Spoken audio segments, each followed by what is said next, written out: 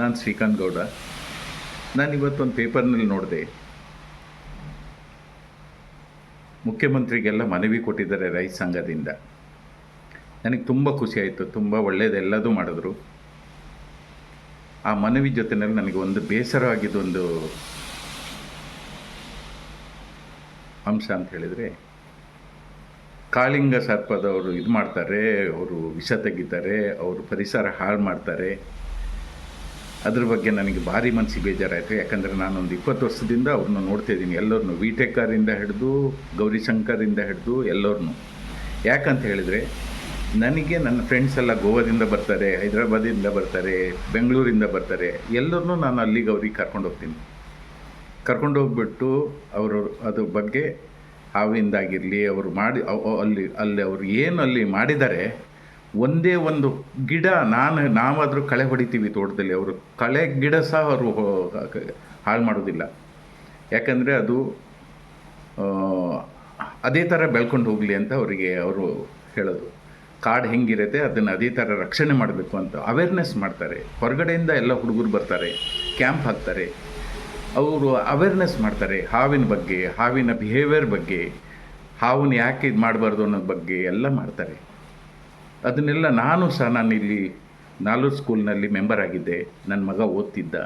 ಆವಾಗಲೂ ಸಹ ಅವರು ಬಂದುಬಿಟ್ಟು ಹಾವಿನ ಬಗ್ಗೆ ಎಲ್ಲ ಹೇಳಿದ್ರು. ಹಾವು ಕಚ್ಚಿದ್ರೆ ಏನು ಮಾಡಬೇಕು, ಹಾವಿನ ಅವರು ಯಾವ ಥರ ಬಿಹೇವ್ ಮಾಡ್ತವೆ, ಅವನ್ನ ಹೊಡಿಬಾರ್ದು, ಹಾವು ಕಚ್ಚಿದ್ರೆ ನೀವು ನಾಟಿ ಔಷಧಿ ಎಲ್ಲ ಮಾಡಲಿಕ್ಕೆ ಹೋಗಬೇಡಿ, ಗೌರ್ಮೆಂಟ್ ಇದರೊಳಗೆ ಎಲ್ಲ ಮೆಡಿಸಿನ್ ಎಲ್ಲ ಇದೆ ಅವೈಲೇಬಲ್. ಈಗ ಈವನ್ ಇಲ್ಲದಿದ್ದರೂ ನಮ್ಮ ಹತ್ರ ಇದೆ, ನಾವು ಅದು ಆ ಮೆಡಿಸಿನ್ ಹಾಗೆ ಫ್ರೀ ಕೊಡ್ತೀವಿ ಅಂತಲೂ ಅವ್ರು ಹೇಳ್ತಾರೆ. ಇಂಥದ್ದನ್ನೆಲ್ಲ ಬಿಟ್ಟು ಆಮೇಲೆ ಹಾವಿನ ಬಿಹೇವಿಂಗ್, ಇದು ಕಾಳಿಂಗ ಸರ್ಪದ ಬಗ್ಗೆ ನಾನು ಅವ್ರ ಹತ್ರ ಹೋಗ್ತಾ ಬರ್ತಾ ನಾನು ತಿಳ್ಕೊಂಡಿದ್ದೀನಿ. ಅವರು ನನಗೇನೋ ಹೇಳಿಲ್ಲ, ಹಾವಿನ ವಿಷ ತೆಗಿತೀವಿ ಅಂತ ಹೇಳಲಿಲ್ಲ. ಅವ್ರು ಹೇಳ್ತಾರೆ, ನಾವು ಇಲ್ಲಿ ಊರಲ್ಲಿ ಎಲ್ಲ ಕಡೆ ಯಾರ್ಯಾರೋ ಮನೆಗೆ ಬಂದಾಗ ಅವರೇ ಬಂದು ಹಾವಿನ ಹಿಡ್ಕೊಂಡೋಗಿ ನಮ್ಮ ಎದುರುಗಡೆನೇ ಹೊರಗಡೆ ಕಾಡಿಗೆ ಬಿಡ್ತಾರೆ, ಬೇರೆ ಕಾಡಿಗೆ. ಎಷ್ಟೋ ಜನನ ಜೀವ ಉಳಿಸಿದ್ದಾರೆ ಅವರು. ಮನೆಯೊಳಗೆ ಬರ್ತವೆ, ಎಲ್ಲಿ ಥಂಡಿ ಇರುತ್ತಲ್ಲ ಅಲ್ಲಿ ಬಿಸಿ ಸೆಕೆ ಇರುತ್ತಲ್ಲ ಅಲ್ಲಿ ಒಲೆ ಪಕ್ಕದಲ್ಲೇ ಸಹ ಮಲ್ಕೊತವೆ, ಹಂಡೆ ಅಡಿ ಮಲ್ಕೊತವೆ.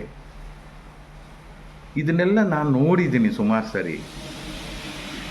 ಆಮೇಲೆ ಅವರು ಎಷ್ಟು ಚೆನ್ನಾಗಿ ಅವರು ಅಧ್ಯಯನ ಮಾಡಿದ್ದಾರೆ ಅದ್ರ ಬಗ್ಗೆ. ಹಾವು ಮೊಟ್ಟೆ ಇಡ್ತದೆ, ಹೌದು, ಅದು ಹೀಟಿಗೆ ಬಂದಾಗ ಕೇರೆ ಹಾವನ್ನು ಹಿಡ್ಕೊಂಡು ತಿನ್ನತ್ತೆ. ಆಮೇಲೆ ಇದನ್ನು ಅದು ಸ್ವಂತ ಫಿಮೇಲ್ ಹಾವನ್ನ ಹೀಟಿಗೆ ಬಂದಾಗ ಅದನ್ನು ಮೊದಲ ದಿವಸ ಊಟ ಮಾಡಿಲ್ಲ ಅಂತ ಹೇಳಿದರೆ, ಒಂದು 3 ದಿವಸ ಮೊದಲು ಊಟ ಮಾಡಿಲ್ಲ ಅಂದರೆ ಅದು ಹಾವಿಗೆ ಇದು ಎಣೆ ಆಡಿಬಿಟ್ಟು ಆಮೇಲೆ ಅದೇ ಹಾವಿನೇ ತಿಂದ್ಬಿಡ್ತದೆ. ಅವಕ್ಕೇನು ಗೊತ್ತಿಲ್ಲ, ಅವಕ್ಕೆ ಹಸುವಾದರೆ ಯಾವುದಾದ್ರೂ ಆಗುತ್ತೆ ಅದಕ್ಕೆ. ನಮ್ಮದೇ ಜಾತಿ, ನಮ್ಮ ಫಿಮೇಲು ಅಂತಲೂ ಅದಕ್ಕೂ ಗೊತ್ತಾಗಲ್ಲ.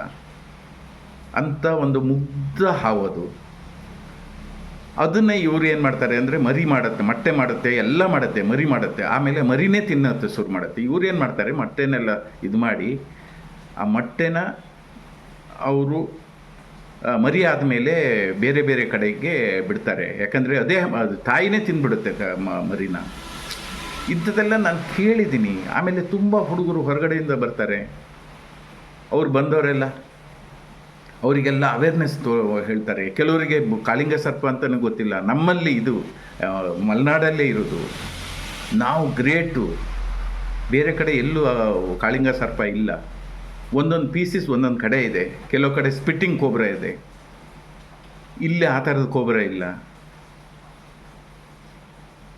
ಇದನ್ನು ಅವೇರ್ನೆಸ್ ಅವರು ಮಾಡೋದನ್ನ ಬಿಟ್ಕೊಂಡು ಅವರಿಗೆ ನೀವು ಕಡಿವಾಣ ಹಾಕಬೇಕು, ಅವರು ವೆನಮ್ ತೆಗಿತಾರೆ, ಅವರು ಇದನ್ನು ಮಾಡ್ತಾರೆ. ನಿಮ್ಗಾಗತ್ತಾ? ನೀವು ಸಾಕಿ ಹಾಗಾದ್ರೆ ಇದನ್ನು ನೀವು ಹಾವು ಹಿಡೀರಿ. ಯಾರ್ದು ಮನೆಗೆ ಬಂದಾಗ ಬನ್ನಿ, ಯಾರಿದ್ದಾರೆ ಇಲ್ಲಿ ಹಾವು ಹಿಡಿಯೋನು? ಹಂಚಿನ ಮೇಲೆಲ್ಲ ಇದ್ದಿದ್ದು ನೋಡಿದ್ದೀನಿ ನಾನು, ಮೆಟ್ಲು ಕಲ್ಲಡಿ ಇದ್ದಿದ್ದು ನೋಡಿದ್ದೀನಿ ನಾನು. ಅವ್ರು ಬಂದು ಹಿಡ್ತಿದ್ದಾರೆ, ಎಲ್ಲ ಮಾಡಿದ್ದಾರೆ. ನಾನು ತುಂಬ ರೈತ ಸಂಘದವರಿಗೆ ತುಂಬ ರೆಸ್ಪೆಕ್ಟ್ ಕೊಡ್ತೀನಿ. ನೀವು ಒಳ್ಳೆಯದಲ್ಲ ಬಗ್ಗೆ ನೀವು ಮಾತಾಡಿದ್ದೆಲ್ಲದು ಕೆಲವೆಲ್ಲ ಕರೆಕ್ಟು ಕಾಡ್ಕೊಳೋ ಬಗ್ಗೆ ಫಾರೆಸ್ಟ್ ಡಿಪಾರ್ಟ್ಮೆಂಟವ್ರಿಗೆ ಹೇಳಿ ಎಲ್ಲೆಲ್ಲಿ ಸರ್ಕಲ್ ಇದ್ದಾವೆ ಅಲ್ಲೆಲ್ಲಿ ಒಂದೊಂದು ಕೆರೆ ಮಾಡಿ ಕಾಡೊಳಗೆ ಅವಕ್ಕೆ ನೀರು ಕುಡಿಯೋಕ್ಕಿಲ್ಲ, ಸೀದಾ ನಮ್ಮ ತೋಟಕ್ಕೆ ಬರ್ತವೆ. ಆಮೇಲೆ ನಮಗೆ ಒಂದು ಫೆನ್ಸಿಂಗ್ ಇಲ್ಲ, ಒಂದು ಇದನ್ನು ಕೊಡಲ್ಲ, ಏನೂ ಇಲ್ಲ, ಪರಿಹಾರ ಕೊಡ್ತೀನಿ ಅಂತಾರೆ. ಪರಿಹಾರ ತೊಗೊಂಡು ಏನು ಮಾಡೋಣ? ನಾನು ತುಂಬ ವಿಡಿಯೋ ಮಾಡಿ ಹಾಕಿದ್ದೀನಿ ಪರಿಹಾರದ ಬಗ್ಗೆ. ಹೇಳ್ರಿ, ಫೋಟೋ ತೆಗೀರಿ, ಆರ್ ಟಿ ಸಿ ತೆಗೀರಿ. ಆರ್ ಟಿ ಸಿಗೆ 25 ರೂಪಾಯಿ. ಆರ್ ಟಿ ಸಿ ಬಗ್ಗೆ ಮಾತಾಡಿ, ಬಡವರಿಗೆ ಕಷ್ಟ.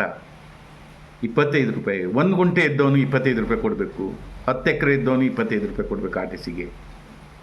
ಇದ್ರ ಬಗ್ಗೆ ಮಾತಾಡಿ ಪ್ಲೀಸ್. ನಿಮಗೆ ಏನೂ ಗೊತ್ತಾಗಲ್ಲ, ನಿಮಗೆ ಬೇರೆಯವ್ರು ಹೇಳ್ಕೊಡ್ತಾರೆ, ಅದೇ ಥರ ಮಾಡ್ತೀರಿ. ಅವ್ರಿಗೂ ಪೂರ್ತಿ ತಿಳ್ಕೊಂಡಿಲ್ಲ, ತಿಳ್ಕೊಂಡೇ ಮಾತಾಡಬಾರ್ದು. ನಿಮಗೆ ಮನವಿ ಮಾಡ್ತೀನಿ, ಇಂಥದ್ದೆಲ್ಲ ಬಿಟ್ಟು ಒಳ್ಳೆಯದನ್ನು ಹೋರಾಟ ಮಾಡೋಣ. ನಾನು ಬರ್ತೀನಿ, ಬೇಕಾದರೆ ಸೇರ್ಕೊತೀನಿ. ನನಗೆ ಇದು ವಿಟೇಕರ್ ಗೊತ್ತು, ಗೌರಿಶಂಕರ್ ಗೊತ್ತು, ಎಲ್ಲರೂ ಗೊತ್ತು. ಬಟ್ ಗೌರಿಶಂಕರ್ ಎಲ್ಲ ನಾನೇನು ಅವ್ರ ಹತ್ರ ಯಾವ ಡೀಲ್ ಮಾಡಲ್ಲ. ನಾನು ಸಿಗದೆ ಅವ್ರಿಗೆ ಒಂದು ಮೋರ್ ದೆನ್ ಒಂದು 5 ವರ್ಷ 6 ವರ್ಷ ಆಗಿದೆ. ಆದರೆ ನನಗೆ ಅವರು ಮಾಡಿರೋಂಥದ್ದು ಒಳ್ಳೆಯದು ಕೆಲಸನ ನಾನು ಕಣ್ಣಾರೆ ನೋಡಿದ್ದೀನಿ. ಮಕ್ಕಳಿಗೆ ಎಜುಕೇಟ್ ಮಾಡ್ತಾ ಇದ್ದಾರೆ, ಸೇವೆ ಮಾಡ್ತಾರೆ ಬಂದು. ಇಂಥದನ್ನೆಲ್ಲ ಬಿಟ್ಕೊಂಡು ನನಗಂತೂ ಭಾರಿ ಬೇಜಾರಾಯಿತು. ಇದನ್ನು ನೋಡಿಬಿಟ್ಟು ನನಗೆ ಭಾರಿ ಬೇಜಾರಾಯಿತು. ನಮ್ಮ ದೇಶದ, ನಮ್ಮ ಆಗುಂಬೆಯ ಪರಿಸರದ ಬಗ್ಗೆ ಹೊರದೇಶದಲ್ಲಿ ನೀವು ವಿಟೇಕರ್ನೆಲ್ಲ ಒಂದು ಇದನ್ನು ಹೊಡೆದು ಕೇಳಿ, ನಮ್ಮ ಆಗುಂಬೆ ಎಷ್ಟು ಫೇಮಸ್ ಆಗಿದೆ, ನಮ್ಮ ಮಲೆನಾಡು ಎಷ್ಟು ಫೇಮಸ್ ಇದೆ ಹೊರದೇಶದಲ್ಲಿ. ಆಗುಂಬೆ ಅಂದ ಕೂಡಲೇ ನಾನು ಎಲ್ಲಾದರೂ ಹೋದರೆ ನಾನು ಯಾವಾಗಲೂ ತೀರ್ಥಹಳ್ಳಿ ಅಂತ ಹೇಳುವುದಿಲ್ಲ. ನಾನು ಹೊರಗಡೆ ಹೋದಾಗ ಯಾವ ಊರು ಅಂದರೆ ಆಗುಂಬೆ ಅಂದ ಕೂಡಲೇ ಫಸ್ಟ್ ಅವರಿಗೆ ಹೇಳೋದೇ ಬ್ಲ್ಯಾಕ್ ಕೋಬ್ರಾ. ನಮ್ಮ ಫೆದರಿಂದ ಕ್ರೌನು ನಾವು ಅದನ್ನು ಬಿಟ್ಕೊಂಡು ಹಾಗೆ ಹೀಗೆ ಯಾರೋ ಹೇಳಿದ್ರು ಅಂದ ಕೂಡಲೇ, ಒಬ್ಬನಿಗೆ ಆಗಲ್ಲ ಅಂದ ಕೂಡಲೇ ಅವನು ಹೇಳಕ್ಕೆ ಶುರು ಮಾಡ್ತಾನೆ. 3 ಸಾರಿ ಗೆದ್ದಿದ್ದಾರೆ MLA, ಈ ಸಾರಿ ಬೇಡ ಅವನು ಅಂತ ಒಬ್ಬ ಹೇಳಿದ್ರೆ ಸಾಕು, ಎಲ್ಲರೂ ಅದೇ ಥರ ಹೇಳೋದು ಶುರು ಮಾಡ್ತಾರೆ. ಅವನು ಏನು ಕೆಲಸ ಮಾಡ್ತಾನೆ ಅದ್ರ ಬಗ್ಗೆ ಇಲ್ಲ ಅವರಿಗೆ. ಇದನ್ನು ಸ್ವಲ್ಪ ನನಗೆ ಭಾರಿ ಬೇಜಾರಾಗಿದೆ. ಇದ್ರ ಬಗ್ಗೆ ಇಲ್ಲಿಗೆ ನಿಲ್ಲಿಸಿ ಒಳ್ಳೆ ಕೆಲಸ ಮಾಡಿ, ಆರ್ ಟಿ ಸಿಗೆ ರೇಟ್ ಕಡಿಮೆ ಮಾಡಿಸಿ ಅಂತ ಹೇಳ್ತಾ ನಾನು ಈ ವಿಡಿಯೋ ಮುಗಿಸ್ತೀನಿ. ನಮಸ್ಕಾರ.